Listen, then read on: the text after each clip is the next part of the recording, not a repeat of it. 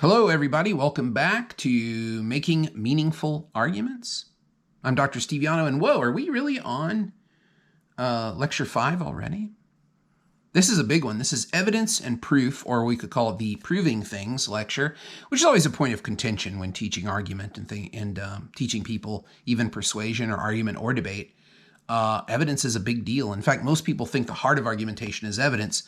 I'm not going to take that position. Are you surprised? By now, you probably shouldn't be surprised. Evidence and proof are very different things. And then we also have to bring in the new turn towards narrative, or what we might hear in politics as speaking my truth. How do we deal with that in terms of evidence? Because it's much more complicated than it would appear to be. So let's get started by 4 things that I'm going to cover in this short lecture. Evidence works to prove things, but it's not sufficient on its own. This is an incredibly important point. If you have evidence, you also need to be able to explain it, make it relevant, and connect it to the issue at hand.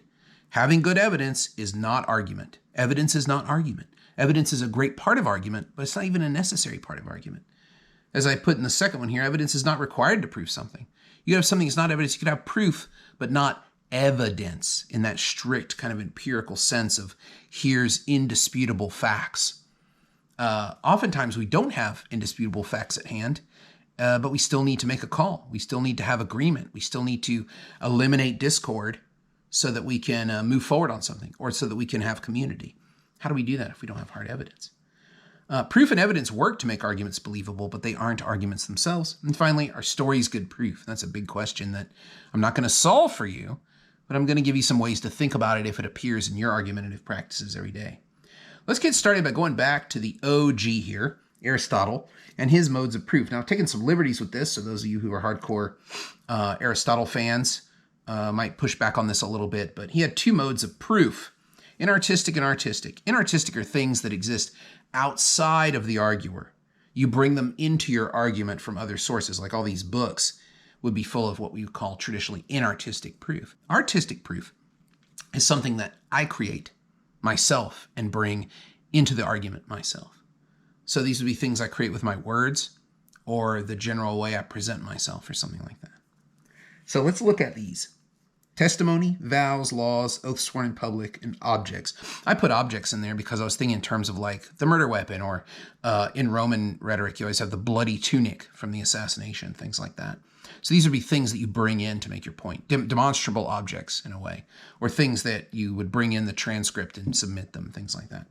Artistic are a lot more creative. I have to build these. The first one is logos, or reason. Logos is the ancient Greek word for word itself. And reason would be the way that regular people who are thoughtful think about something. And that would be cause for proof. Let's think this through. What would you do in this situation? What would anyone do in this situation? And you construct a proof from that. Ethos is goodwill. A lot of people translate ethos as expertise. Not quite right. Unless you think of it, I can be an expert in being from my hometown. Goodwill is you understand how we live, you understand our values, you mean us no harm, you're on our side, you're standing shoulder to shoulder with us. It's a very rich concept. And ethos can be presented in lots of different ways, from talking about local places that only your audience would understand, to talking about yourself as a father or from a broken family, or talking about yourself as an immigrant, or somebody who had to pay their own way through school. All these things show goodwill because they show association, and most importantly, identification, which is one of the most important concepts in argumentation. And then pathos is feeling. A lot of people think good arguments are absent feeling, like we're all Vulcans or something. I don't know if being a Vulcan is meant to be a positive thing, but a lot of times people think this way from Star Trek in terms of pathos. Pathos is how do you feel about something. If something makes you angry or you feel like there's injustice, that's a powerful reason to believe something should be done. If something is incredibly sad or you feel pathetic, or something is incredibly joyful, we should commemorate that. We should act to commemorate that. These are very powerful arguments, and they're relevant, and they're part of public policy. So Aristotle recognized that, and we should too. So think about that when you think about proving your arguments. What can you bring in, and what can you construct by pushing the idea of goodwill, or pushing how people feel about it, or pushing just the reasons of the way people would speak? Okay, evidence. Let's look at evidence. And evidence is a more modern concept. This is a list of things that would count as evidence, But these are the kind of things that people generally take a look at and use as evidence. All of these things are great. There's ways to push back against all of them. And those would be the things that we call the tests of evidence. The tests of evidence are questions you can ask about any evidence to make sure it's the best that you have. Here's the first three. Validity. Is the source what it purports to be? Identification. Is there a clear institution or person behind it? Where does it come from? Expertise. Are the qualifications known and applicable? Just because you're a sports star might not mean you're the best person to recommend to us whether we should get a COVID-19 vaccine, for example. Bias. Does this person have a bias? Do they have a finger on the scale? Do they have skin in the game, we might say? Does the source stay consistent with itself? Is it internally consistent? Is it externally consistent? Does it match up with other sources from the same level of expertise, or is it out there on its own? And relevance, the final one, probably one of the most important ones. Does this really discuss the issue, or does it look like it's discussing the issue? So run these questions through every time you're looking at evidence, and then you'll see kind of the problems that you either need to be prepared for, or that you need to go and pick a different kind of evidence and make sure that evidence is a little bit better than maybe what you found. The most important thing in all of this is source transparency, a powerful notion that means you should supply as much information as you can about the source. Do not say scientists believe, medical experts believe. No, no, no, no, no. The New York Times says, okay, we're getting better. Fox News says we're getting better, but they interview people. Find out who those people are they're quoting, and they're your source. If it says Johns Hopkins University study says, who conducted that study? What is their expertise in that study? Who are they? What's their training? As much information as you can provide is not going to hurt you. It's going to make you sound even more credible because it sounds like you went and got the information right from the source. All good journalistic sources will provide all of this detail. You just have to dig into the article a bit. It's not going to be Vogue says. It's going to be an article in Vogue by a journalist, and that journalist has sources that they are attributing in that article. Use that and then say, in an interview in Vogue magazine, Dr. Fauci said, da-da-da-da-da-da. And finally, let's spend a little bit of time talking about narratives. Narratives are expressions of how and why someone sees something as convincing. Their story.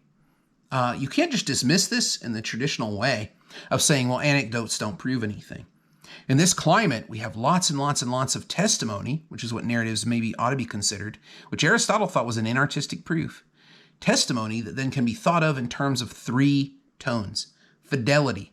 Does this have a relationship that I can understand between a reality that I might not experience myself, but a reality that could be, and the story that I'm hearing? That's one way to test it. Does it have fidelity? Does it ring true to me? And I think, although that doesn't sound very scientific, that's a great way to think about, like, even though I haven't had this experience, I could see how someone could. Perception. Is this story overloaded by personal perception and personal feelings and biases? Or is the perception being communicated to me in a way that shows that if I were there, or if I had this happen to me, I would feel the same way?